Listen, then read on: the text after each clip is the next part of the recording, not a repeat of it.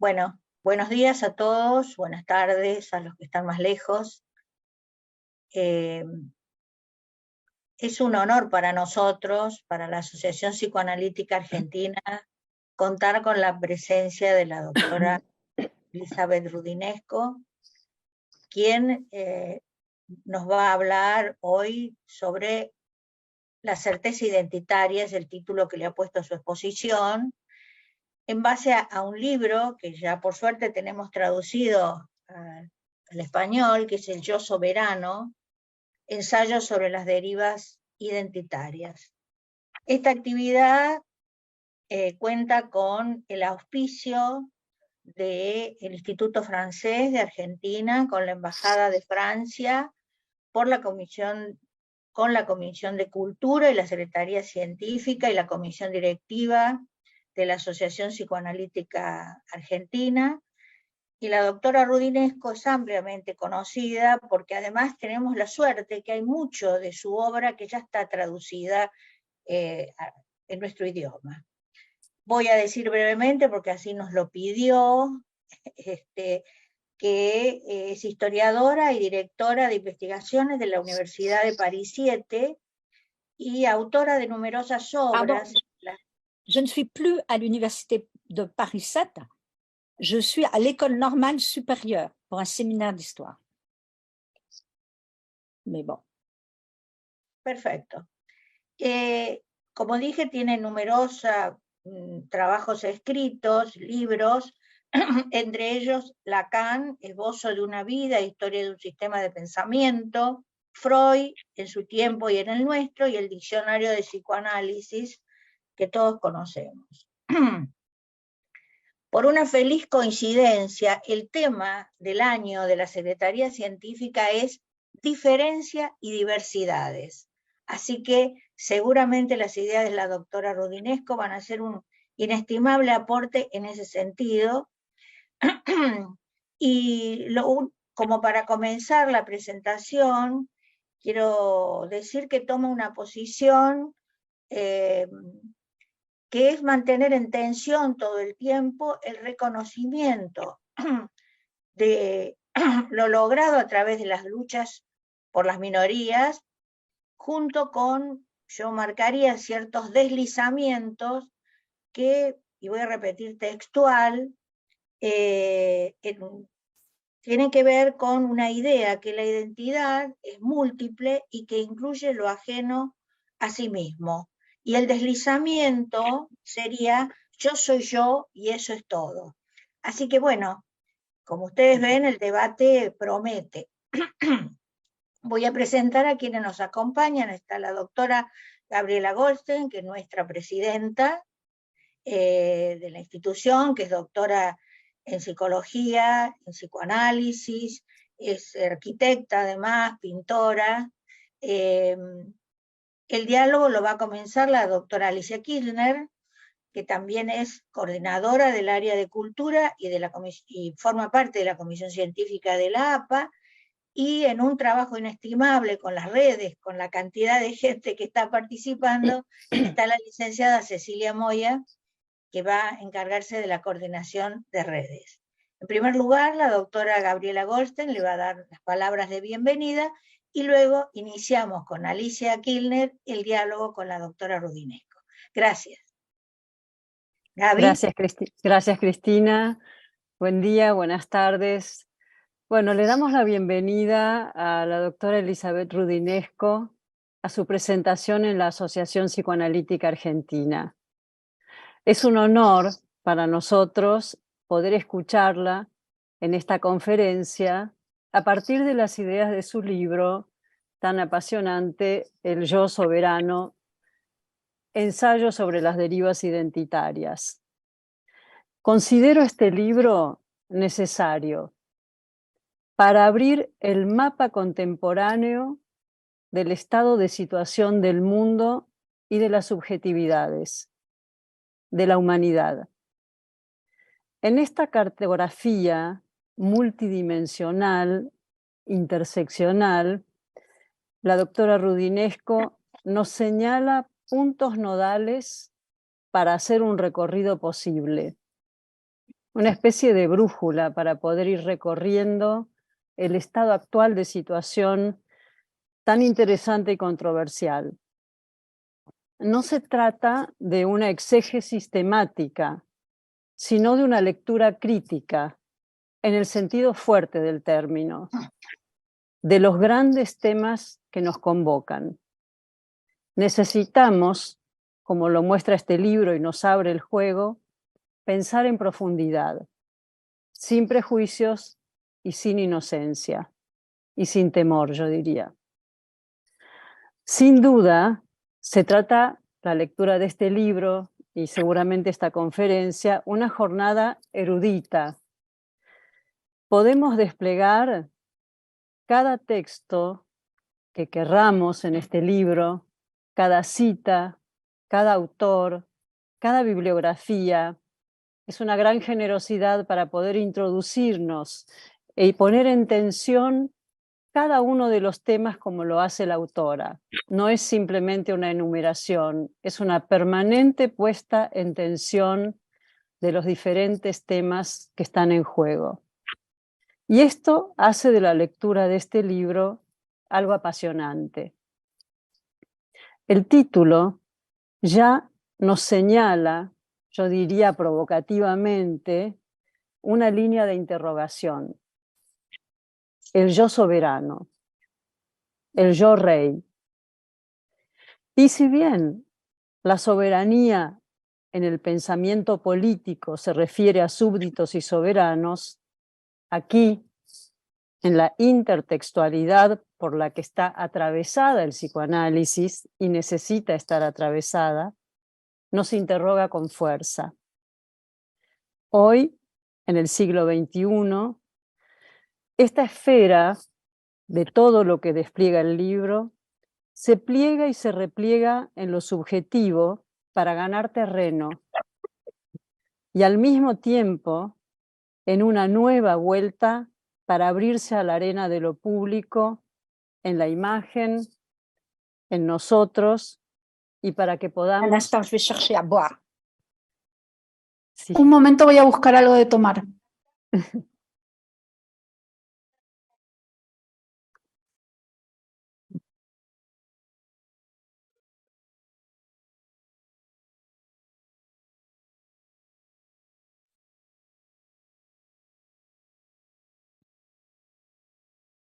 Voilà, je reviens. Ahí volví. Bueno, ya terminaba y decía que en este juego que nos propone el siglo XXI en relación a todas las preguntas, las cuestiones que surgen en el libro, esta esfera que se parece que se repliega hacia la subjetividad vuelve a plegarse para ganar terreno en nuevas áreas, en el pensamiento, en lo público, en la cuestión de la imagen, en las redes y en nosotros hoy para seguir haciendo preguntas.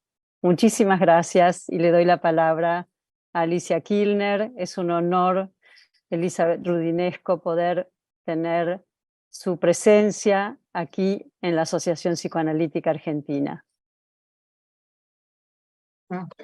Alicia, vamos a comenzar el diálogo, si te parece, con la doctora Rudinesco. Bueno, les agradezco, yo le tengo que agradecer a Elizabeth y también le voy a agradecer a Mateo, cuyos oficios de gestor de este auspicio de la Embajada del Instituto Francés nos han ayudado muchísimo para concretarlo. Y a Elizabeth, que ha sido tan amigable para aceptar la invitación, sin dar mucha vuelta. Yo me conecté con ella, me pidió el mail y todo fluyó bastante rápido. Así que vertiginosamente estamos aquí para tener todo un diálogo, no solo con ustedes, sino con toda la gente que está escuchándonos, quienes les agradecemos muchísimo que estén aquí. Hay muchos amigos y después luego gente que no conocemos y que no sabemos qué va a preguntar. Tenemos muchas preguntas elaboradas. No sé si quiere que empecemos con las preguntas yo lo que, no quiero dar más discursos porque me parece que se Oui, cansa, les- se cansa un poco. pour moi, les Pero questions, lo que yo pensaba non, non. es que Pour moi, c'est bien les questions parce que Para ça me mí permet- está bien las preguntas porque me permite reaccionar y no Ujú. recitar siempre mi libro. Ujú. bueno, igual lo puedo recitar, que no nos va a venir bien, pero lo que yo le quería decir es que a mí me parece que usted es una persona muy particular, bueno, como dice uno que definía la identidad en no sé qué página de internet, decía, la identidad es lo que cada uno es, ¿no? La singularidad de cada uno, pero que la madre le decía, tú eres único y especial como todos los demás, ¿no? Pero me parece que C'est usted bien es vu. única y especial en esto, en que usted, tal vez por su formación en historia o su deseo sencillamente, toma los zeitgeist de la época, que es algo a lo que los psicoanalistas nos cuesta mucho llegar, ¿no? Siempre el psicoanalista llega como el búho de Minerva cuando todo ya pasó. En cambio, usted suele poder hacer, en los últimos libros, por ejemplo, ¿Por qué el psicoanálisis? Este mismo que no es de este año, acá en español salió ahora, pero es un libro que vi que en francés salió en 2018, o sea, es prepandemia, pero estos temas ya estaban planteados. Y usted es contemporánea en el sentido, creo, es alguien que es contemporáneo en el sentido nietzscheiano, como dice Barthes en sus cursos del Collège de France, donde dice que para ser J'ai contemporáneo... jamais enseigné au Collège de France. Ah, Nunca enseñé en el Collège de France, no soy profesora en esa institución, sí, lamentablemente. sí. Bueno, ya llegará. Él decía que para ser contemporáneo hay que ser Il y a une poco limite d'âge. contemporáneo. No hay un límite de edad para entrar en el Collège de France. Lo vamos a discutir. Él decía que para ser contemporáneo hay que ser poco contemporáneo, ¿no? Hay que tener cierta distancia, porque a mí me parece que usted no se deja llevar por la contemporaneidad. O sea, está en la contemporaneidad, la lee, estudia la historia, y me parece que yo la definiría en estos libros, por lo menos en estos últimos libros, como una historiadora del presente, ¿no? Que me parece es una posibilidad, ¿no? Dice, la contemporaneidad es esa relación singular con el propio tiempo, que se adhiere a él, pero a la vez toma distancia para poder pensar sus oscuridades, ¿no? Así que voy a empezar con alguna pregunta, no sé si hay algo de todo esto que la inspire, me lo dirá. Yo creo que la causa de la época es la causa de la víctima, ¿no? Es alguien que busca al culpable de su dolor, que en realidad es el dolor de existir, pero que este sujeto en posición de víctima pide que alguien pague por el daño que se le ha infligido. El dolor de existir se ha convertido en un daño.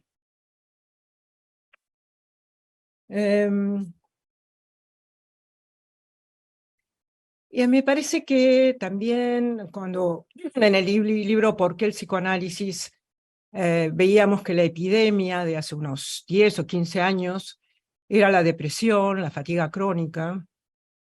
Hoy estamos ante otra epidemia, que es la cuestión identitaria, el transgénero. Bueno, es el tema que más probablemente interese a los psicoanalistas, pero que usted ha podido enlazar de un modo tan admirable con las otras cuestiones identitarias, no solo lo transgénero, ¿no? También lo negro, lo islámico, lo indígena, en fin, todas las variedades infinitas. Y cuando yo creo que la pregunta más difícil que se le puede hacer a alguien es, ¿quién es usted? ¿No? Who are you? Es la pregunta que le hace la oruga a Alicia en el libro de Lewis Carroll, ¿no? La oruga fuma en un narguile mientras le pregunta a Alicia, "Who are you?". Y Alicia está un poco confundida y trata de recitar unos versos que no le salen. Y en el medio de esta escena, que es un poco suavemente violenta, la oruga, que le exige la respuesta, "Who are you?", de pronto, medio se desvanece y ahí Alicia se da cuenta que la oruga se ha convertido en mariposa. Entonces, el que interroga tampoco sabe quién es, ¿no?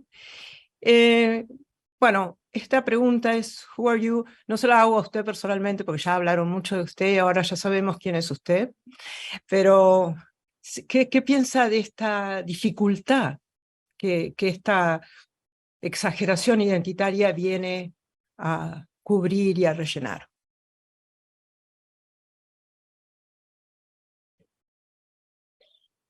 Je vous remercie de me poser Le agradezco por preguntarme esta pregunta que está en el centro de lo que he estudiado. Es cierto que tomé esta definición del sujeto de Michel Serres, que es el sujeto y nada más que el sujeto. Hay que intentar efectivamente demostrar la idea de una unidad del sujeto. Usted comenzó directamente con... se introdujo en dos vías. Uno atañe al psicoanálisis, ¿sí? Concierne al psicoanálisis y no únicamente la cuestión del transgénero, sino que atañe al psicoanálisis en sí mismo. Algo que era visible, a mi juicio, en la historia del psicoanálisis desde los años 60, en particular con las tesis de Heinz Kohut, el psicoanalista americano, que había comprobado que clínicamente habíamos pasado de una clínica del conflicto histérico a una clínica del narcisismo. Dicho en otros términos, a partir de los años 60-70, en el mundo occidental, había mucha más libertad sexual, de libertad de expresión o de libertad de ser uno mismo que en los tiempos de Freud. Por lo tanto, en el fondo, la pregunta era saber para qué servía el psicoanálisis, dado que la evolución social había contribuido, en parte gracias al psicoanálisis, a liberar a la gente de las frustraciones, a poder desarrollar la sexualidad, a criar los niños de otra manera, aportar la igualdad con las mujeres también. Era muy progresista. Eso existía y al mismo tiempo lo que comprobábamos en esa época, los profesionales de la clínica de sí, no de sí, no del yo, o sea, de los problemas identitarios, era que las personas que tenían ese trastorno identitario, en realidad era una problemática entre sí y sí mismo, y no una problemática de conflicto con el entorno. Las neurosis continuaban pese a todos los avances de las sociedades, pese a los avances del psicoanálisis, seguíamos siendo neuróticos, e inclusive con más gravedad que cuando había buenos motivos para hacerlo.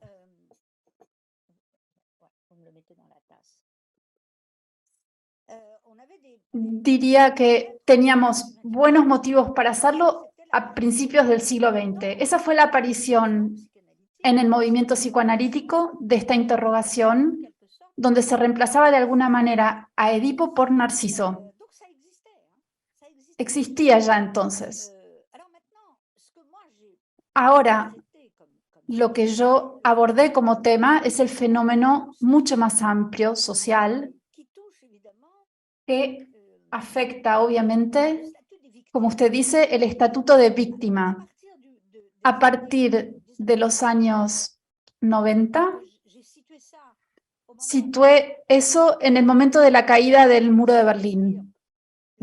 O sea, el fin del compromiso comunista, el de una búsqueda de una sociedad mejor. Eso dejó lugar a una búsqueda de la felicidad individual. ¿Por qué no? Después de todo, todas las grandes revoluciones también se habían planteado la pregunta de la felicidad propia e individual. Inclusive Freud tiene una teoría sobre la felicidad, sobre la realización del sujeto. Me pregunté entonces por qué, inclusive eso, que era una interrogación legítima, podía volverse en contra de sí mismo. Y esta es una tesis que desarrollé y que encontramos en la historia de las revoluciones, del feminismo, del psicoanálisis y la historia en general.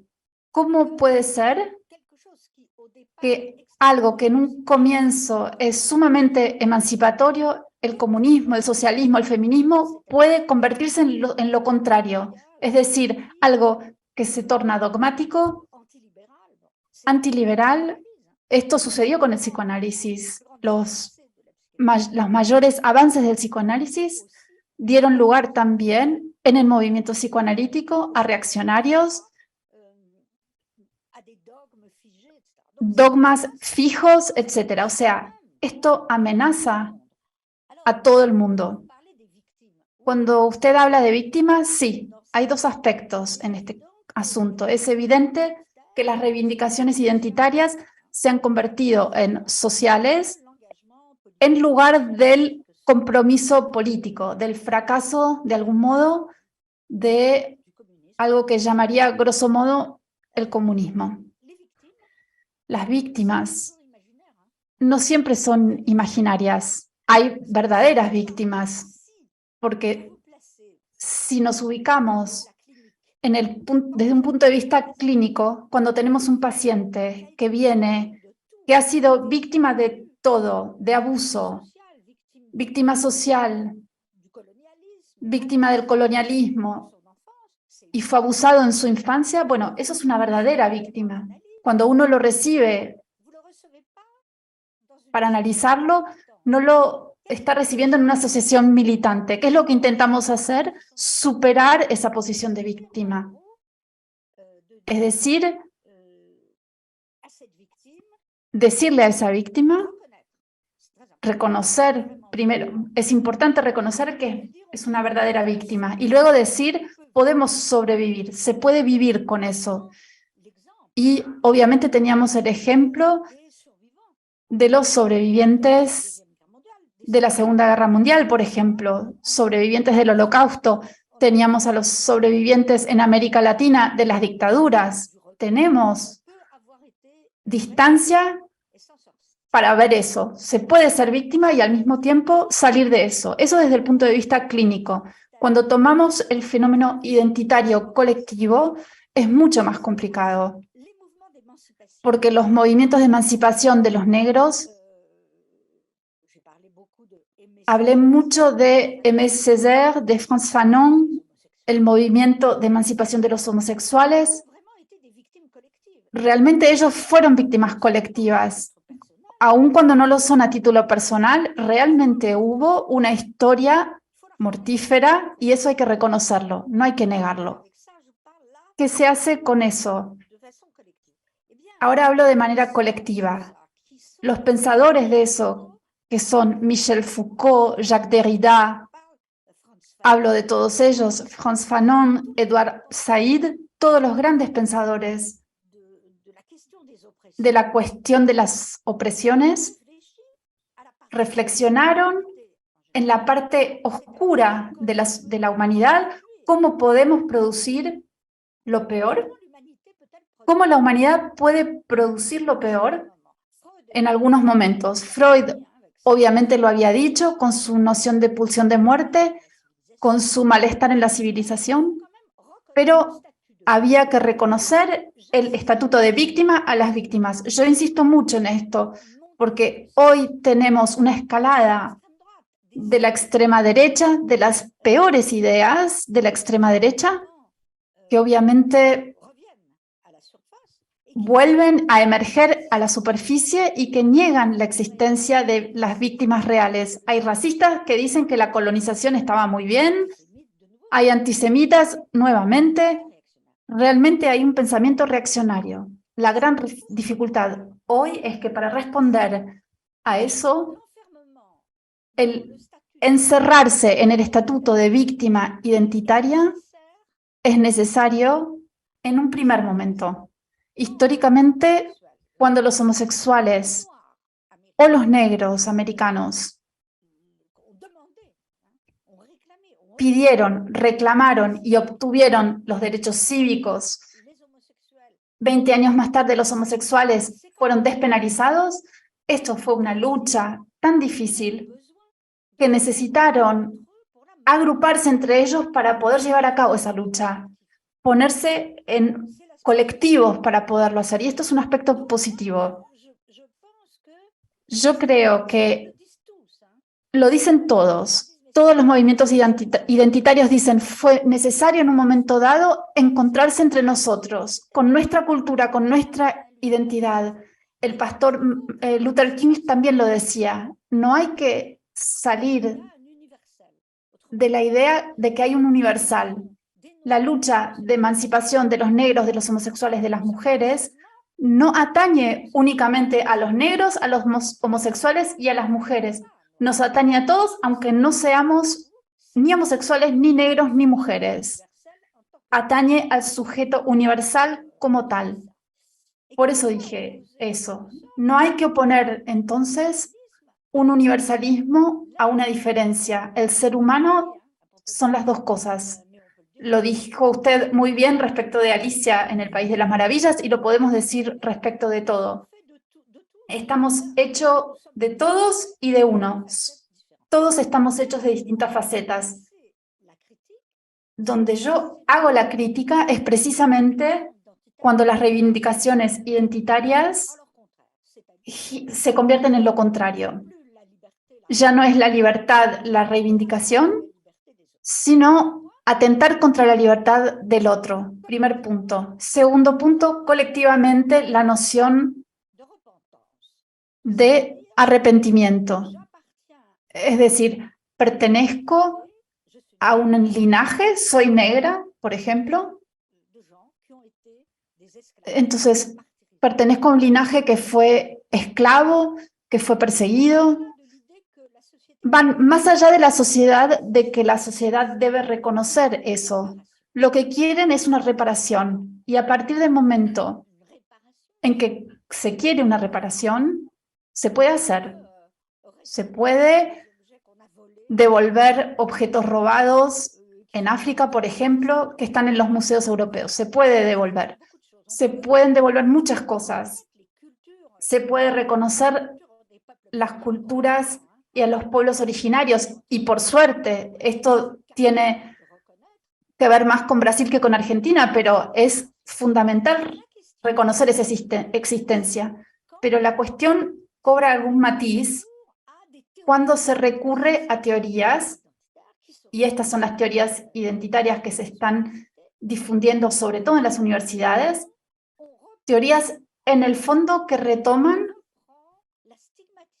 la estigmatización de sí para su propio beneficio. Por ejemplo, de este viraje en la cuestión negra, por ejemplo, el viraje después de Césaire, para este poeta, la negritud era una cultura negra que había que reconocer, pero no pensaba que era ontológicamente distinta de un blanco. Él no se sentía así. No había raza. No existía la raza. Somos lo mismo desde el punto de vista biológico con un negro, es lo mismo. Y allí es donde las derivas, la deriva identitaria que yo abordo, se pasa de la emancipación a un nivel de opresión cuando se retoma la terminología del enemigo para convertirla en algo positivo. Por más que sea vivido como algo necesario, creo que hay que criticarlo. Y a partir del momento, en los movimientos negros de hoy, extremistas, indigenistas, hay la idea de que pertenecemos a una raza, eso no puede ser. Porque un color de piel distinto no es una raza. De allí mi crítica al término racializado. Creo que es necesario en un momento, pertenezco a ese linaje, pero en un segundo momento el riesgo es de colocar la raza cuando la raza no existe. A partir de ahí se odia al blanco porque es blanco y ahí empezamos de nuevo. Empezamos de nuevo el ciclo del odio del otro. Eso es lo que quise demostrar. ¿Cómo surgió? Si se quiere, la dificultad que tenemos de hablar sobre esto es que en estos movimientos hay cosas buenas, pero también hay cosas que no se pueden aceptar. Tomo un ejemplo en el arte o la política.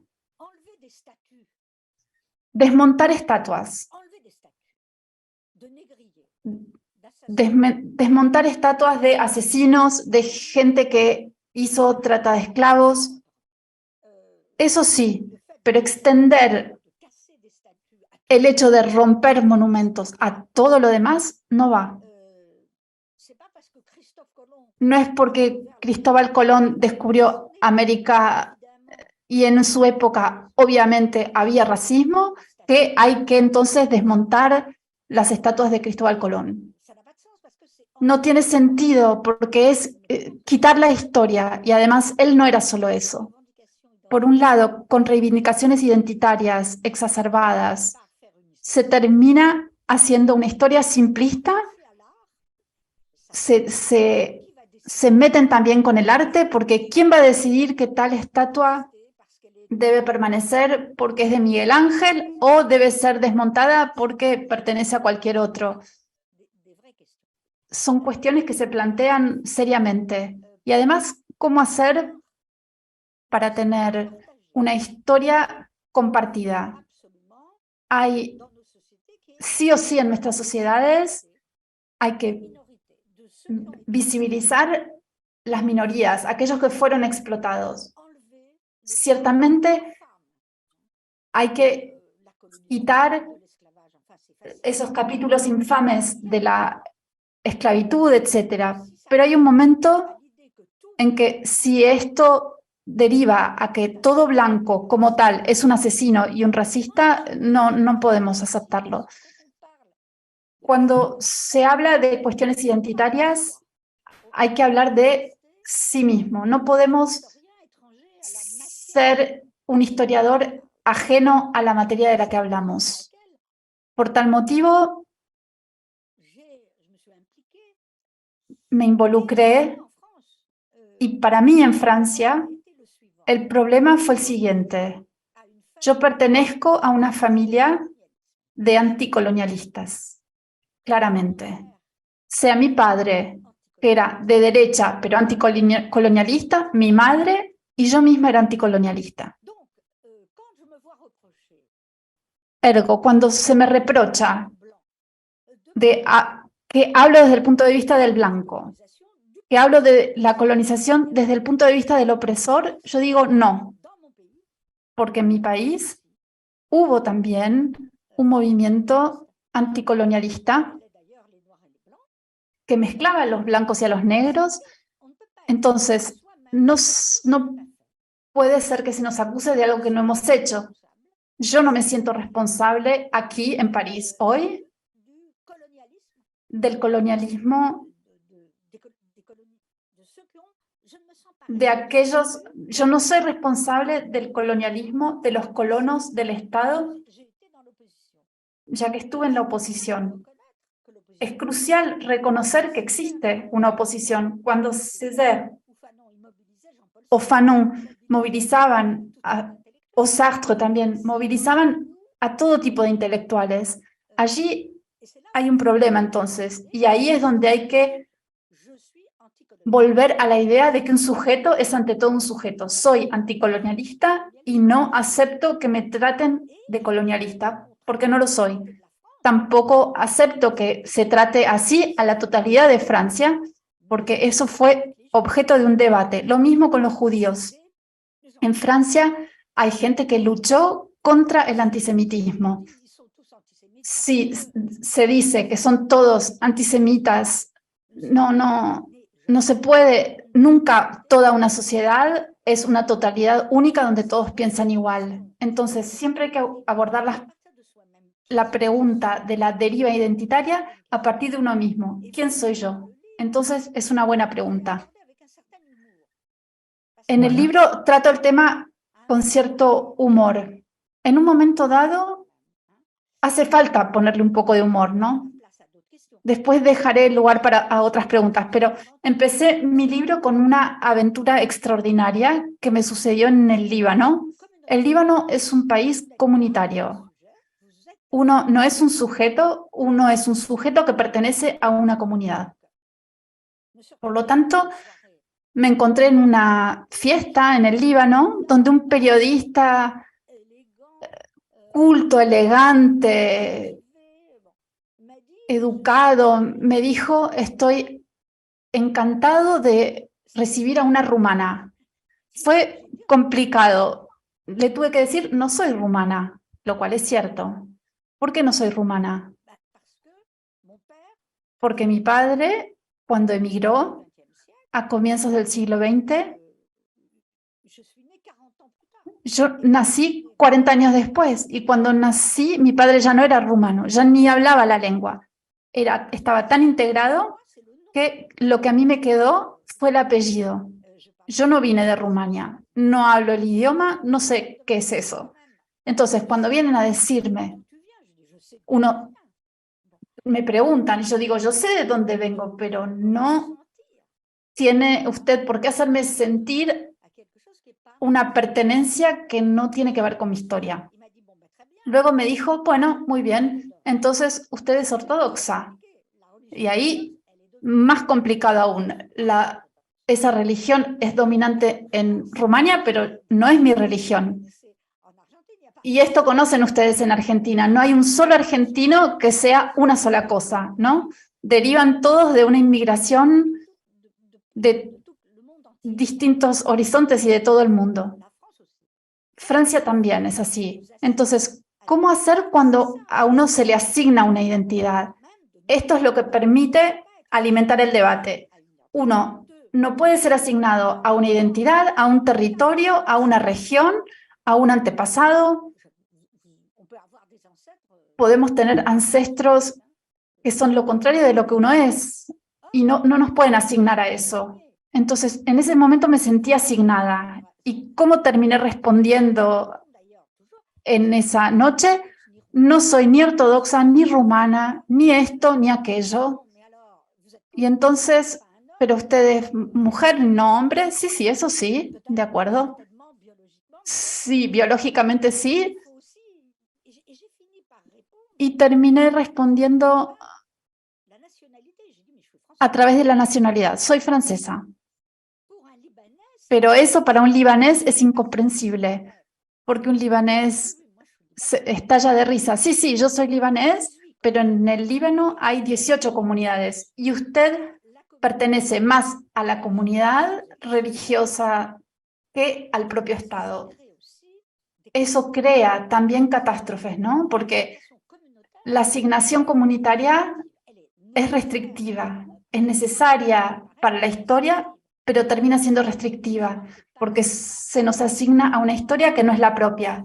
En Argentina, ustedes dicen que llegó el libro demorado, pero lo lamento, es complicado para los argentinos. ¿Qué es Argentina? Uno de los países de inmigración más grandes de América Latina, con distintas capas u olas sucesivas. Mi antepasado, del cual hablo en el libro, que es Julius Popper, es el conquistador de Patagonia. Eso le iba a preguntar, ¿qué responsabilidad tiene usted sobre la matanza de los indios Selknam? Sí, 1838. 1838. Es más, ni lo sabía. Cuando estudié la genealogía, Cero responsabilidad tengo. Cero. Ya está bien, ¿no? Es cierto que tomé exactamente ese ejemplo, pero me respondieron los extremistas de la identidad. Están los genes, es genético esa responsabilidad. ¿Ven entonces la deriva de la que les hablo? Volvemos a ideas de extrema derecha, las ideologías de extrema derecha. Nos asignan una identidad exclusivamente genética. Primero, es completamente falso, eso no se transmite. Así que ahí hay un peligro, porque se puede ir a buscar aún más lejos, ¿no? Cualquier persona hoy que en Francia tiene antepasados en la monarquía o algo así similar, puede ser acusado de ser en el fondo responsable de las desgracias del pueblo. También, si uno es heredero de los revolucionarios, ¿nos van a acusar de la muerte del rey? No, bueno, es una historia sin fin. En un momento dado, el psicoanálisis creo que juega un rol, porque ideológicamente, teóricamente, el psicoanálisis, inclusive clínicamente, está hecho para salir de allí, para enseñarle a un sujeto a no estar asignado a la neurosis de los padres, a lo que eran sus padres, no repetir lo que hicieron los padres, etc. Entonces, todas las teorías identitarias, lo que me interesó mucho es que vienen a su vez del psicoanálisis, porque se plantean preguntas subjetivas, entonces viene de allí y al mismo tiempo puede terminar en lo contrario. Es interesante esto, ¿no? Sí. Yo estaba pensando, Elizabeth, bueno, acá hay una pregunta que me pasan en francés, pero la voy a traducir para que se la retraduzcan, ¿no? Es Alejandro Dafcal que pregunta. Bonjour Alejandro. Hola, Alejandro. Sí, haber estado un tiempo... Es mi alumno. Ya sé.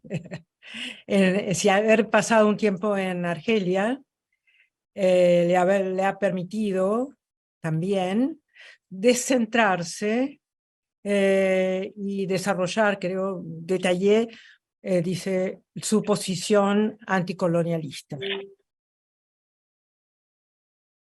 Oui, j'ai enseigné. Sí, enseñé durante un año en Argelia, durante el año escolar en el 66-67, hace tiempo ya, después de la descolonización, y en un momento muy difícil para Argelia, políticamente.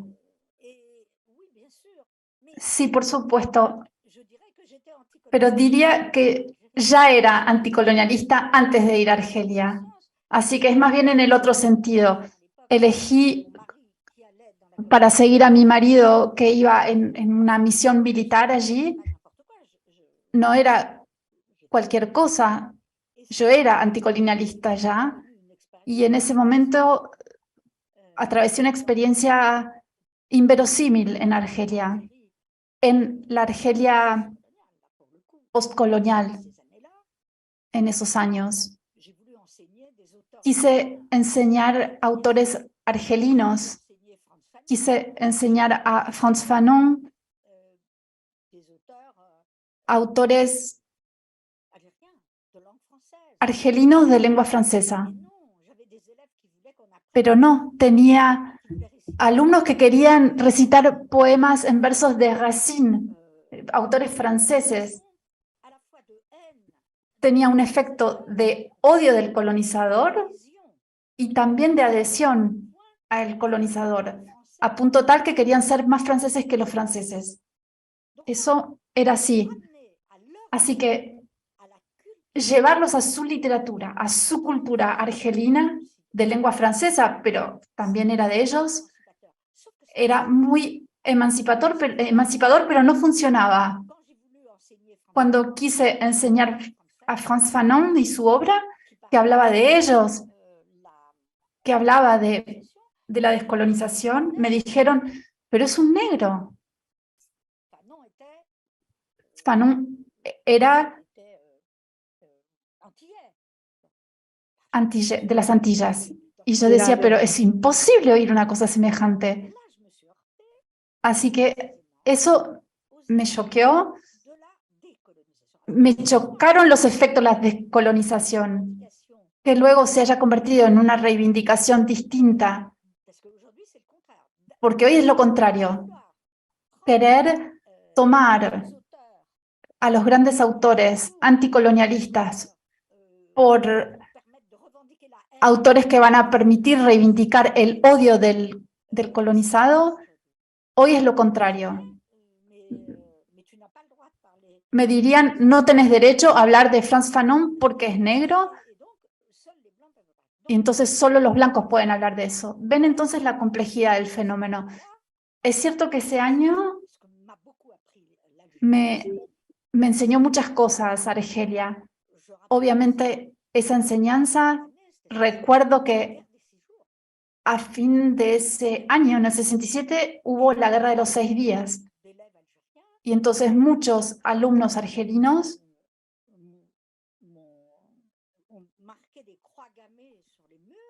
escribían cruces, las esvásticas sobre las paredes y decían viva Hitler. O sea, era una situación y me vi obligada a intervenir y decir, ¿de qué estamos hablando?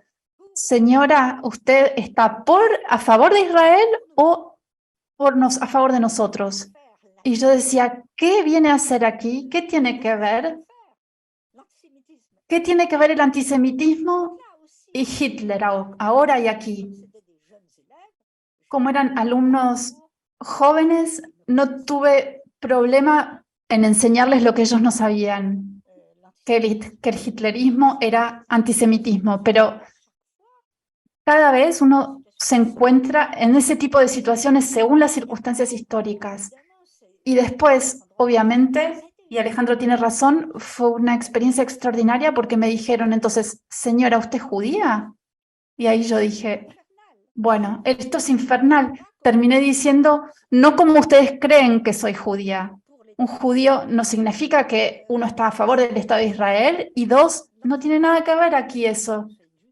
El antisemitismo hay que combatirlo, sea uno judío o no. Así que ya estábamos en un territorio de asignación identitaria, no había nada peor que eso. Elizabeth, ¿la puedo llevar al terreno donde los psicoanalistas se hacen el banquete, que es el terreno del género, el sexo y la cuestión, lo que usted llama la galaxia del género? Genre. Je pense bueno, que les psychanalystes, d'abord... Creo que los psicoanalistas primero han tomado esta pregunta en un sentido equivocado. No entendieron la importancia del género, la construcción social o psíquica. Y muchos psicoanalistas, a partir del momento en que hubo esta utilización del género que hacía que no se podía reducir a un sujeto a su anatomía, lo cual es una cuestión freudiana por excelencia. Freud nunca dijo que había que reducir a nadie, hombre y mujer, a sus anatomías. Dada esta noción de género que venía en un primer momento de Simone de Beauvoir y de los feministas, fue rechazada cuando era y atravesaba el psicoanálisis en realidad. La cuestión de género fue una cuestión emancipatoria en el fondo. Donde se produce el desequilibrio es cuando, si el género debe conducir a negar la anatomía, vamos a volver a lo que era anterior, o sea, que reducir al ser humano a su anatomía era negar el género. Dicho en otras palabras, el sujeto está hecho de varias determinaciones. Entonces, a su vez, somos un sujeto construido psíquicamente, psicológicamente, y también tenemos la anatomía. Si quitamos una de esas dos partes, no va. Los psicoanalistas no entendieron bien, creo yo, esta cuestión. En Estados Unidos sí, porque había precisamente todos los teóricos del narcisismo. En otras partes eso fue visto como antipsicoanalítico. Y luego los trabajos de Judith Butler, que es lacaniana, ergo tiene que ver con el psicoanálisis y al mismo tiempo es derridiana, y ella planteó la pregunta en otros términos. Creo que los psicoanalistas no entendieron bien lo que les estaba pasando. ¿Y qué les estaba pasando? Es importante decirlo. Les estaban dando con un bastón en la cabeza a ideas que se habían tornado en los psicoanalistas demasiado dogmáticas. A saber, el complejo de Edipo, transformado en psicología de familias, porque la cuestión de género desembocaba automáticamente en la idea y iba de la mano de la emancipación de los homosexuales. Por más que no esté ligado exactamente, estaba esa idea de que los homosexuales deben tener la igualdad de derechos. Eso era así. El psicoanálisis de los años 70, nunca vi tantos reaccionarios en esa época y me sorprendió mucho. Estaban contra los psicoanalistas de esto. Toleraban muy bien a los homosexuales con la condición de que no practicaran el psicoanálisis. Ese era un punto. La autorización de practicar análisis cuando se era homosexual, en el 98 surgió, o sea, 20 años después del movimiento emancipatorio. Les costó muy caro a los analistas pensar o considerar que los homosexuales eran perversos. Esa incomprensión, diría, de los movimientos emancipatorios, feministas, y que ponían en entredicho los dogmas psicoanalíticos, si no se entienden, retrocedemos. Y yo creo que el movimiento psicoanalítico no entendió nada. Obviamente, como no entendió nada de la emancipación de los homosexuales y que le llevó tanto tiempo aceptar que un homosexual no era perverso, porque la prohibición hasta en el 98, casi la totalidad de los psicoanalistas pensaban que un homosexual era perverso. ¿Por qué? Porque negaba la existencia de la diferencia de sexos. Realmente hay que no conocer a ningún homosexual para pensar que están negando la diferencia de sexo. Yo nunca conocí a un homosexual así. Era una clínica aberrante en ese momento ya. ¿Por qué eran más perversos? No tiene sentido. Los homosexuales pueden ser perversos, psicóticos, neuróticos. La mayoría de ellos eran neuróticos. Ahí había un déficit total que venía de Anna Freud e inclusive de Melanie Klein, del movimiento psicoanalítico, que era la idea de terapias de conversión. Un homosexual, para que sea feliz y le vaya bien, hay que convertirlo en heterosexual. Les recuerdo que Freud no estaba de acuerdo con esto. ¿Se imaginan que hasta 1998 el movimiento psicoanalítico no quería oír hablar de igualdad, de emancipación? No quería que un homosexual practicara el psicoanálisis, época en la cual se empezó a decir pueden casarse, así que la demora era increíble. Los psicoanalistas, y en todos los países era igual, y en Francia, en el momento en que se piensan que se puedan casar y criar hijos, el movimiento psicoanalítico todavía estaba preguntándose si podían ser considerados como otra cosa que no sea un perverso. Así que hubo esa batalla interna en las instituciones de los homosexuales que lucharon para que se les reconozca el derecho a practicar psicoanálisis. Así que era un retraso de 40 años. A partir del momento en que no se entendía eso, ¿cómo podían entender Entonces, lo que vino después, a saber, y que no tiene nada que ver porque no es el problema, no es el mismo problema, la idea de que todos teníamos los dos sexos. La idea en el fondo de que había que pensar la sexualidad humana exclusivamente a partir del género y ya no a partir del sexo. Un gran debate que empieza en los años 2000. Pero si ya estamos retrasados con lo otro, ¿cómo se hace? Y todavía hoy, en el movimiento psicoanalítico, las cosas han cambiado, pero miren alrededor de ustedes, todavía hay psicoanalistas que consideran que una pareja homosexual no puede criar hijos porque hace falta un papá y una mamá, lo cual es contrario a todas las teorías psicoanalíticas porque sabemos que no se trata de eso. Para un niño no es tener un padre real o una madre real, sino lo que tiene es una relación de objeto con alguien que ocupa ese lugar. Absolutamente poco importa que pertenezca a un sexo determinado a partir del momento en el que ocupa ese lugar. Y por eso es que los niños criados por homosexuales no son más homosexuales que otros. Había ese error de pensar que si los homosexuales criaban niños, esos niños serían homosexuales. Realmente hay que no haber entendido nada de psicoanálisis para pensar así, porque si pensamos por un instante que los niños van a ser igual que los padres, significa que no entendimos nada de psicoanálisis. Hay fuertes posibilidades de que no sea así, y lo que observamos en las familias donde los padres son homosexuales es que los niños quieren que los dejen en paz y la reivindicación era ser una familia como cualquier otra. A partir de los debates sobre la cuestión mucho más complicada de la transidentidad, niños, primero adultos, pero el tema de la cirugía que permite cambiar el sexo en los adultos, a eso se le llamó transexualismo, allí, ¿cuántos psicoanalistas entendieron esa pregunta?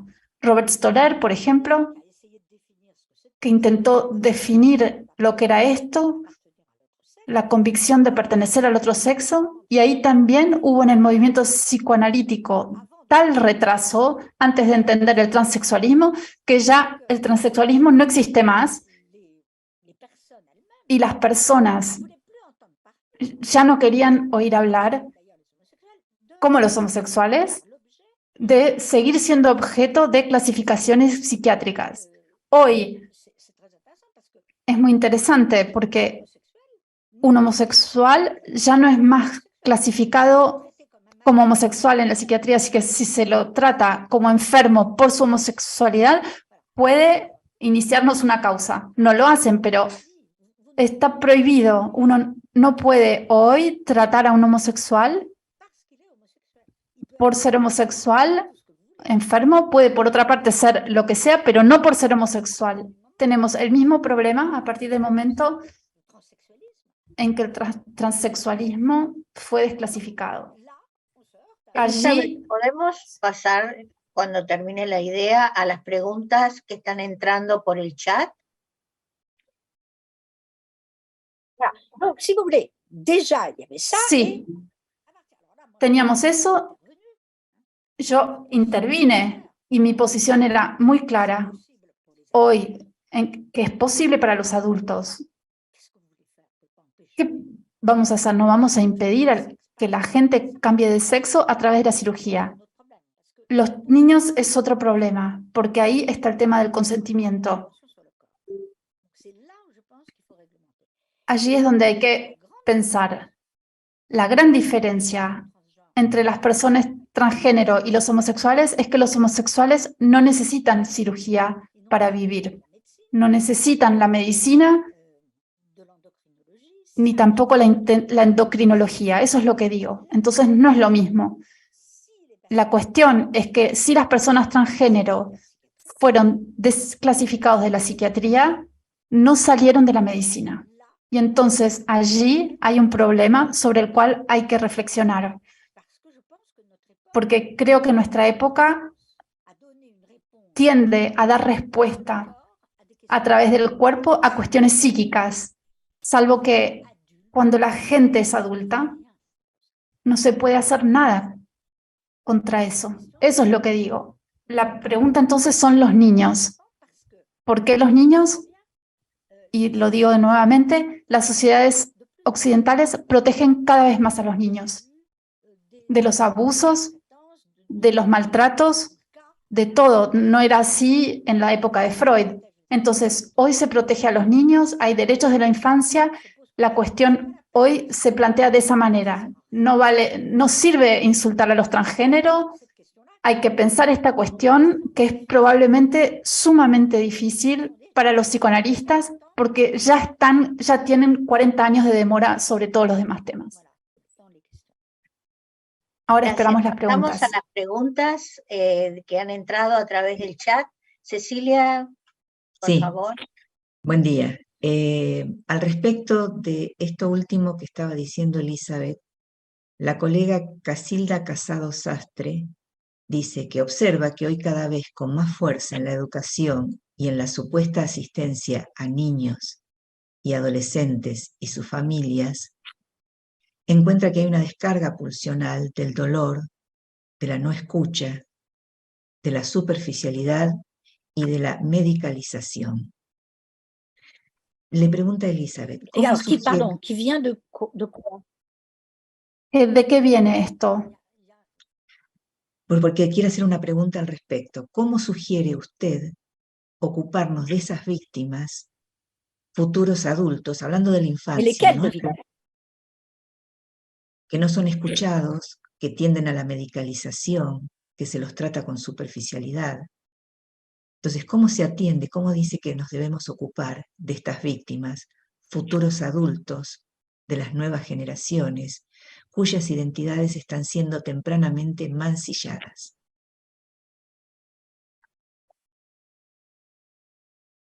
D'abord, je vais vous surprendre, je ne pense pas. Primero voy a sorprenderlos. No creo que en nuestras sociedades occidentales, de la cual formamos parte, haya más maltrato a los niños que antes. Creo que eso no es cierto. La objetividad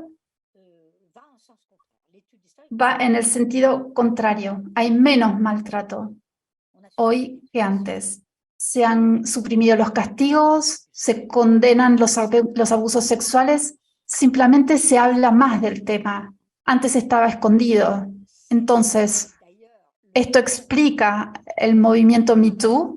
Ahora hablamos.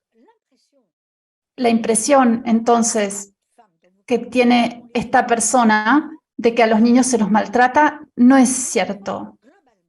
Los niños globalmente son mejor tratados que antes, y esto en parte es gracias al psicoanálisis, pero no es porque se les dé medicamentos que no los están tratando como sujetos. Lo que sí es poner atención a esta crítica radical que consiste en decir que los niños se los maltrata más que antes, se los maltrata menos, y sobre todo hay maneras de luchar contra eso. La pedofilia está condenada, se convirtió en un crimen. El maltrato infantil también está condenado. Los niños se los educa mejor hoy que antes. Antes no hay castigos como antes. Hay menos represión. Esto no impide que eso exista en algunas familias, pero no es cierto que hoy los niños son más infelices que antes. Vemos que ustedes no sabían lo que era la infelicidad de los niños en los años 50 o cómo había que ocuparse en las escuelas en los años 50 de esos niños con los ojos morados. Se les pegaba muy fácilmente, se los castigaba, se los maltrataba corporalmente. No es cierto que hoy es peor. Yo en eso no estoy de acuerdo. Ahora, ¿por qué tenemos la impresión de que hoy se los maltrata y que son más infelices que antes? Tenemos la impresión en nuestra época de que los trastornos psíquicos de los niños son tratados a través de medicamentos. El comportamentalismo, negación, por tanto, de la conciencia del deseo. Esto también es válido para los adultos. Estamos en una sociedad que es así. La respuesta que se da hoy a través de aquellos que consideran que en el fondo hay que intervenir en el cuerpo para ir mejor, para sentirse mejor, es global. Es un error. Hay que intervenir en todo. No sé si respondo a la pregunta, pero creo que si hay un gran futuro para el psicoanálisis, y esto lo observo, es por el lado del psicoanálisis infantil. ¿Por qué? Porque los adultos ya no se puede nada, pero los niños, no es cierto. Los niños hoy están menos medicados con medicamentos que los adultos, porque hay una duda antes. En el campo de la infancia y en todas las teorías hay un enfoque, una aproximación plural. No podemos decir que eso esté mejor, haya sido mejor antes que ahora. O se puede ser reaccionario y decir no hay más escuela, no hay autoridad, no hay padre. Esos son discursos que no se sostienen. La gente que dice que hoy los niños están peor que antes, yo creo que esas personas están viendo a niños que no están bien, pero no significa que los niños todos estén peor. En cambio, sí, cuando hay guerra, cuando hay miseria, cuando los niños están en la calle, sí, por supuesto, ahí no están bien, pero eso existió siempre. Las teorías educativas hoy están más evolucionadas que antes. Eso es lo que tengo ganas de responder a su pregunta. Hay que tener cuidado con el anacronismo. Sí, pero también, Elizabeth, hay que tener cuidado con, yo llamaría un exceso de posmodernidad, cuando los padres, cuando un chico juega a ser niña, una niña a ser niño, y rápidamente los llevan. Moi, je l'ai fait pendant toute mon enfance. Yo eso lo hice durante toda mi infancia. Que hay que tener cuidado, hay que explicarle, no hay que volverse loco con eso. Un niño que hoy se disfraza del otro sexo, usted lo que dice es que enseguida lo van a llevar a un servicio médico para decir que es transgénero. Y no es cierto. Esos son fantasmas. No es cierto. En París di un coloquio con los psicólogos infantiles. Hay 10 veces más de casos de niños que se sienten transgénero que antes. Eso es evidente. Pero no hay 10 veces más respuestas a través de la cirugía a esas cuestiones. Esa es la visibilidad del tema. También es un fantasma hoy en día creer, primero, que todo niño que se disfraza es transgénero. Eso no es cierto. Es la prueba, soy yo misma, que me disfracé de varón toda mi infancia. Y créanme que era algo necesario. Había tal desigualdad que no, era imposible. Entonces, esa es la pregunta. Que hoy haya el problema de que cuando un niño se disfraza, se pueda decir, sí, ¿querés ser del otro sexo? Hay que ser razonable. No es ni la hecatombe, como dicen los reaccionarios, donde todos los niños ahora van a ser empujados a operarse. Tampoco es la negación de un fenómeno social que existe y podemos explicarlo. Efectivamente, está ligado con las derivas identitarias. Hemos ido muy lejos y con razón en la igualdad. Ahora se dice de género, pero yo digo de sexo. Yo todavía uso ese vocabulario. Hay una perturbación identitaria, entonces, frente a esa igualdad en las sociedades de hoy. Hay un trastorno identitario a causa de eso. Cuando los niños hacen lo que siempre se hizo, que es disfrazarse, se perturba el género y entonces uno tiene la impresión de que hay muchos más casos ahora. Los especialistas que se ocupan de los niños y que tienen este tipo de comportamiento lo que dicen es que es muy minoritario. Si bien es 10 veces más alto el número, sigue siendo un fenómeno marginal. Se infló. Es un fenómeno que se infla mediáticamente.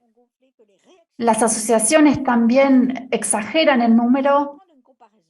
Voy a hacer una comparación.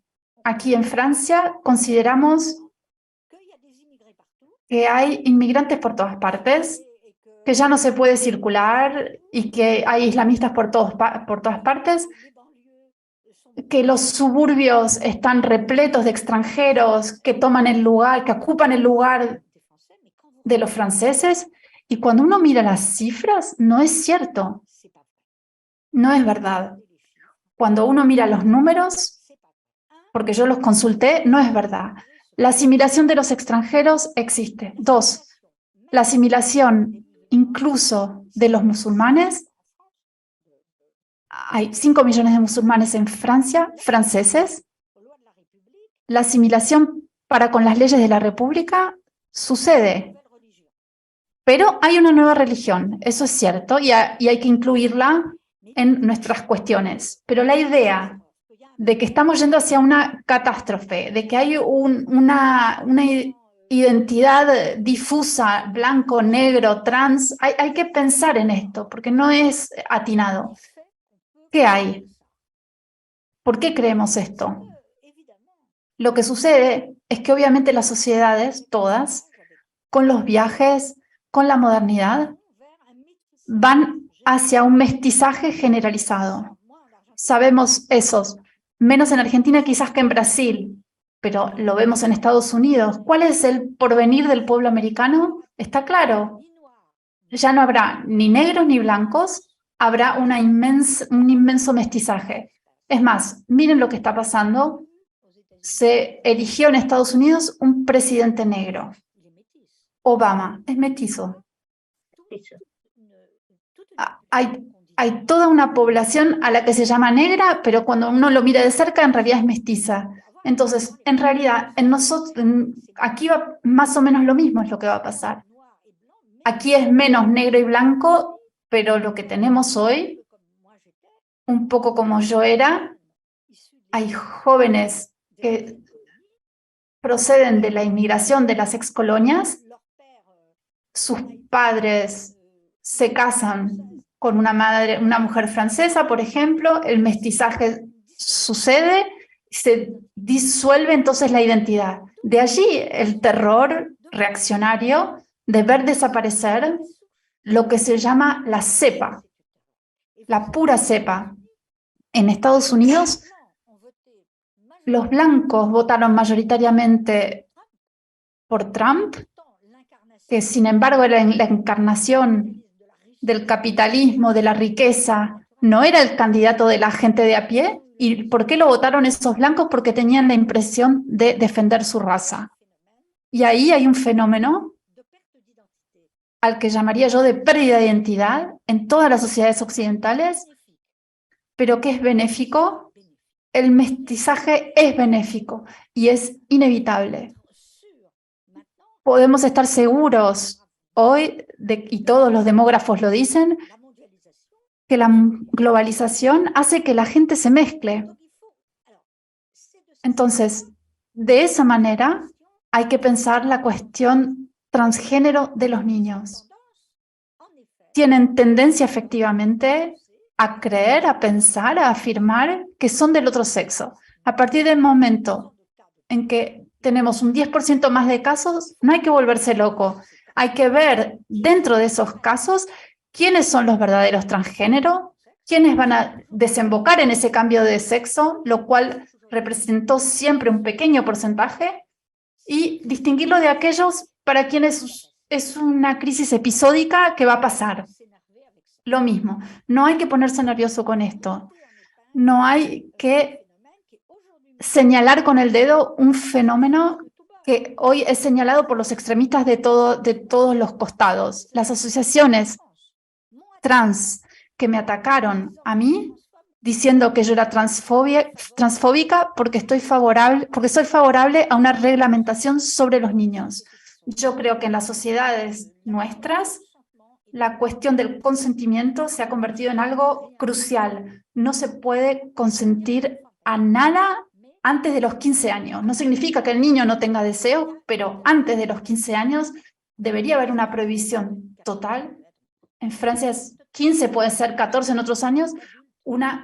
En Francia, a los 15 años, no puede haber una relación sexual entre un niño o niña de esa edad con un adulto. Estoy hablando de los amores adolescentes, ¿no? Pero vamos hacia la idea de que antes de los 15 años no hay consentimiento. Creo entonces yo que no hay consentimiento a tratamientos, diría yo, quirúrgicos, pero inclusive tratamientos de hormonas antes de los 15 años. No estoy a favor de eso. Creo que hay que encontrar otras soluciones. En cualquier caso, la edad importa mucho. Cecilia, ¿hay más preguntas? Perdón, Elizabeth. ¿Hay más preguntas? Hay un montón de preguntas. Elizabeth, hay un montón. Sí, hay muchas preguntas y Essayez por ahí de les classer. Intenten a ver si las pueden clasificar. sí, estoy intentando clasificarlas. Lo que pasa que van articulándose a veces con temas que ya ha dicho, ¿no? Pero bueno, hay una pregunta que es anónima y que es interesante porque dice, la noción de denegación en Lacan no contribuyó a considerar a la homosexualidad como una perversión. Alors oui, tout à fait. Sí, absolutamente. Es más, había eso en Freud también. Lacan, por su parte, que no es Freud, tenía una concepción de la homosexualidad muy particular. Consideraba que los homosexuales como tales eran perversos, pero cuidado. También fue el que dijo, primero, el que aceptó, en primer lugar, tener pacientes homosexuales sin querer que cambien, y fue el primero en aceptar que los homosexuales puedan practicar el psicoanálisis. ¿Por qué Lacan consideraba que la homosexualidad era una perversión? Porque pensaba que el amor en sí era una perversión. Lacan, ojo, no es el siglo XIX, Lacan es siglo XVIII. Él consideraba que en el fondo el amor, bajo todas sus formas, estaba centrado en la voluntad de la destrucción del otro, la voluntad de la negación, de la diferencia entre los sexos, y no eran solo los homosexuales, allí incluía también todas las sexualidades. Así que hay que tener cuidado hoy cuando se interpreta las teorías de Lacan en relación con Freud. Es la diferencia entre la pintura clásica y la pintura moderna, yo diría. Lacan es hijo de Picasso, de Max Ernst, y digamos de una reflexión post-freudiana, como muchos kleinianos, de hecho. Así que para él la perversión en Lacan es algo positivo. Lacan considera en el fondo que los perversos son lo mismo que son aquello que la civilización produjo en su mejor estado. Es un admirador de eso. Si es utilizado por reaccionarios, por supuesto, van a ser de Lacan, y Dios sabe que eso existe, un reaccionario, y entonces se identifica con la ley del padre y con la idea de que el homosexual es perverso, pero allí hay un desconocimiento del pensamiento de Lacan sobre la sexualidad. Lacan no consideraba al amor, no es romántico, no es como Freud, no es siglo XIX. Consideraba que el amor era una historia permanente de destrucción del otro. Eso era así, y eso lo había tomado de Hegel, lo había tomado de Sade, y tenía el ingenio de ver detrás de esas apariencias de la gran normalidad la peor, y eso venía de su infancia y de su familia. Lacan no tuvo la misma familia que Freud o que otros. Así que Lacan fue aquel que vio, era terrible Lacan con esto. Iba a ver lo peor que había detrás de las mejores apariencias. Así que sí, está ese aspecto, pero cuidado con no convertir a Lacan en un hombre de la norma de la ley del padre. Es mucho más complicado. Se lo puede leer así. La mayoría de los psicoanalistas reaccionarios lo leen así. Un pensador del Edipo que no hay que transgredir, pero Lacan no, es la transgresión permanente. Podemos tener otra lectura de él, que es la mía, y que desde 1938 pensemos que Lacan es un dinamitador de la familia. Es un problema, entonces. Un papá amable que defiende la familia, no. A Lacan le fascinan las perversiones sexuales, le fascinaban las sexualidades anormales, como se llamaban en aquella época. Iba y buscaba eso, y también estaba fascinado por los grandes místicos. Les recuerdo, en particular a las mujeres, que la sexualidad es muy particular. El amor místico, la escatología, la locura humana, todo eso le fascinaba. Respondo entonces que sí, si utilizamos la negación como un nombre, y no si consideramos que la teoría de Lacan es un desplazamiento completo de la teoría de Freud. Gracias, Elizabeth. Una última pregunta. Antes de cerrar, nos vamos a quedar con todas las preguntas que están en el chat, pero bueno, se termina el tiempo. Gracias, Mateo, por avisar. Ah oui, parce que moi, de mon côté. Bien. Yo estoy bien por mi lado. Lo que pasa es que hay muchas preguntas que se abren en diferentes líneas. Quizá hay una línea que insiste, que es acerca de la preocupación del retorno del nazismo, de las formas en que el nazismo retorna. Y entonces, ¿cómo se puede pensar en la actualidad aquella ruptura inicial, cultural y simbólica, y ese regreso a la genética que proponía el racismo? Y si esto, por ejemplo, lo articulo con otra pregunta, está en relación al concepto de desculturalización. Por ejemplo, en un ejemplo que sería el lenguaje inclusivo, ¿sería algo de eso? ¿Tiene que ver con el cambio de lenguaje en la Alemania nazi? ¿No? Son preocupaciones y preguntas que vienen en torno a esa línea. También en relación al tema de la alienación y al planteo de recuperar la subjetividad, ¿no?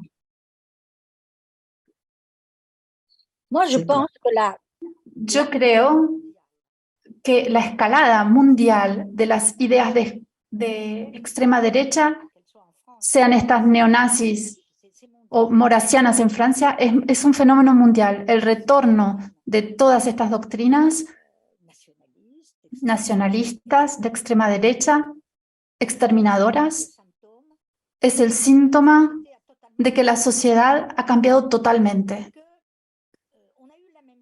Y que lo mismo tuvimos en el giro del siglo XIX, cuando las mujeres comenzaron a trabajar, cuando hubo las primeras leyes de protección de los niños. Los reaccionarios de todos los frentes comenzaron a decir: ¡oh, por Dios, el mundo ha terminado, la civilización ha terminado! Si las mujeres trabajan, entonces no van a tener más hijos, volvamos a los valores reales.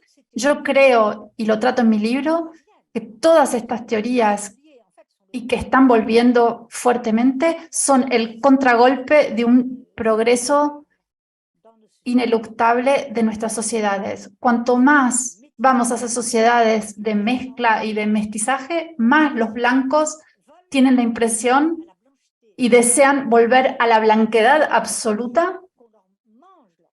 Ellos tienen la impresión de que se les roba algo, y lo mismo es válido del otro lado. Los extremistas negros también tenemos el mismo fenómeno para estas cuestiones de retorno de las peores teorías. Nos da la impresión de que todo se está yendo para cualquier lado. El orden, el fascismo, el retorno a los nacionalismos, eso va a aportar un orden a un mundo degenerado. No por nada Putin pasa su tiempo hablando de la decadencia del occidente, autoriza esto y aquello. Son las reacciones, en realidad, de preservación de una sociedad que ya no es más lo que se cree que era y no va a funcionar. Pero es peligroso. Es peligroso porque tuvimos este fenómeno, recuerdo, a fines del siglo XIX, y finalmente eso condujo al nazismo. Es decir, que hay que tener cuidado con esto, porque esto puede volver a recobrar el poder durante cierto tiempo. El retorno al orden, a lo peor, sí, por supuesto. Pero en el fondo es como un efecto, un coletazo del efecto de libertad. A esto se aferran y se enganchan las cuestiones sociales. Estamos en sociedades donde la desigualdad entre los ricos y los pobres cobran proporciones que son absolutamente considerables. Esto también es lo que está pasando y es otro fenómeno y es muy importante también. Y estamos también en un mundo muy difícil de vivir para algunas personas porque la tierra ya no, tenemos la impresión de que ya no es más la tierra, nos van a devorar las cuestiones climáticas, la globalización deshace las soberanías, la familia no existe más, todo está mezclado. Hay un clima apocalíptico en todo el mundo y yo diría que también hay miedo de la guerra. Es absolutamente evidente esto. La pregunta más subversiva hoy, a mi entender, sería ¿cómo? Y esto es una pregunta nueva porque antes no se planteaba hace 50 años. El tema es ¿cómo vamos a defender lo que hoy es más frágil, que es la democracia? Obviamente ya no es tan atractiva ni deseable, no es lo que tiene no tiene un poder fuerte la democracia hoy, porque la gente hoy tiene la impresión de que la libertad conduce al apocalipsis. Y es complicado esto. De allí la identificación permanente con poderes fuertes. Lo vimos en Brasil, ustedes están en América Latina, no están al abrigo de esto, y nosotros tampoco en Europa ahora, lo sabemos. Así que respondería más ampliamente que el retorno de todo esto, en el fondo, es el enemigo principal. No son los transgéneros, no son los homosexuales, no son los negros los enemigos principales. El enemigo principal es la extrema derecha. Es esa teoría, es el peligro de los dictadores y de los fascismos. No hay que equivocarse de enemigo. En mi libro yo critico las derivas identitarias, pero yo sé al mismo tiempo dónde están los verdaderos peligros. Los extremismos de un lado obviamente alimentan los extremismos del otro lado. Eso es absolutamente cierto. Pero hay que razonar de otra manera frente a esto y alejarse de las apariencias. No hay que decir, ¡ay, qué horrible! Los niños hoy no están educados, ya no hay más padre. Diría que esos discursos eran los que escuchábamos a comienzos del siglo XX. Hoy se sostienen esos mismos discursos de manera recurrente cuando hay cambios verdaderos en la sociedad. Y lo hay, el deseo de regreso al orden es terrible. Así que hay que estar atentos. Estamos. Sí, yo estaba pensando No hay que... el discurso de Hitler con respecto a los jóvenes en su momento era: vuestros padres os han traicionado, vengan conmigo, yo los voy a llevar a la verdadera Alemania, ¿no? A la Deutschland über alles, ¿no? Ellos... on a ça aujourd'hui. Hoy tenemos eso, exactamente eso. Y por eso muchas veces en Francia tenemos una juventud mucho más reaccionaria que la gente de más edad. Es evidente eso, por supuesto, estamos de acuerdo. ¿Podemos hacer una pregunta más sobre el título del libro? Nada más, es una ¿Podemos breve hacer pregunta. una pregunta más? Dice Sí, una nada más. más. Mateo nos autoriza una más. Ina, pobre, que estaba cansada. Sí, porque me parece interesante ver el tema del título del libro. Cristian Lopardo dice, quisiera consultarle sobre el título del libro y su traducción al español. Entiendo que el título en francés incluye la noción de rey.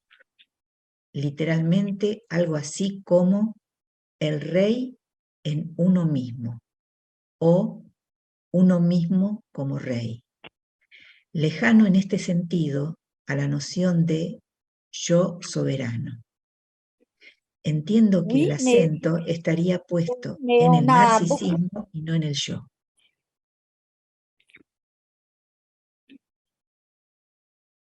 j'ai beaucoup discuté avec mes traducteurs. Discutí mucho con mis traductores porque es cierto que ese es el título en español y en portugués y lo mismo en inglés.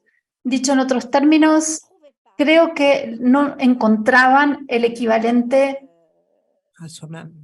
en las otras lenguas.